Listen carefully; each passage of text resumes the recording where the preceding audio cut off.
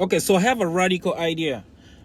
Hear me out, and I promise I'm not crazy. What if I told you that the most powerful African country has no land, no flag, and no seat at the table? But it sends 90 billion a year back home. It has access to global capital. It is fluent in Western systems and is already everywhere. I'm talking about us, the African diaspora. We're scattered, yes, but we're not powerless.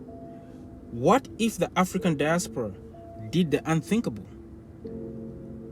What if we applied to BRICS as a bloc, as a nation, not as individuals trying to survive, but as a nation-building force? A borderless African nation made of nurses in the UK, engineers in Canada, Uber drivers in LA, and traders in Guangzhou. That's not a dream. That could be a strategy. Every year, the African diaspora sends home more money than most governments receive in loans or aid. 90 billion.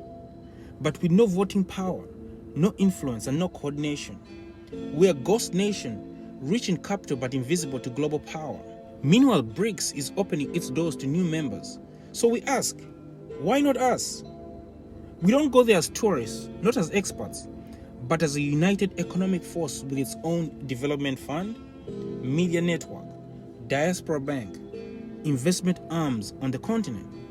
A nation that owns land, builds infrastructure, negotiates trade, and votes with money on behalf of the African continent.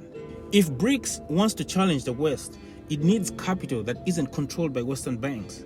It needs markets that are growing and people who can translate between worlds. The African diaspora checks all three. We've already been forced to understand Western finance, immigration, politics, education, and law. We are the bridge, and we're tired of being the remittance machine with no seat at the table. A united African diaspora bloc inside BRICS could push for debt forgiveness. We could fund African infrastructure without IMF strings. We could create a new credit rating system rooted in actual risk and not colonial legacy. We could also build an African digital currency backed by real trade and trust. I know what you're going to say. You think this is too radical. Israel was born from its diaspora. India's diaspora is a massive soft power machine. But Africa's diaspora? We've been too scattered. We've been too humbled, too guilt-tripped into invisibility. Applying to BRICS as a bloc is symbolic, yes, but it would also force us to organize, to create diaspora embassies, to create diaspora representatives, to form diaspora investment councils, and to act like a nation, not a collection of immigrants.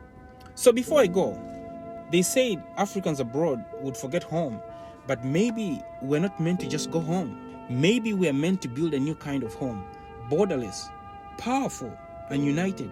So the next time BRICS opens the door, let's knock. Not as guests, but as Africa's most powerful invisible nation. Let's move.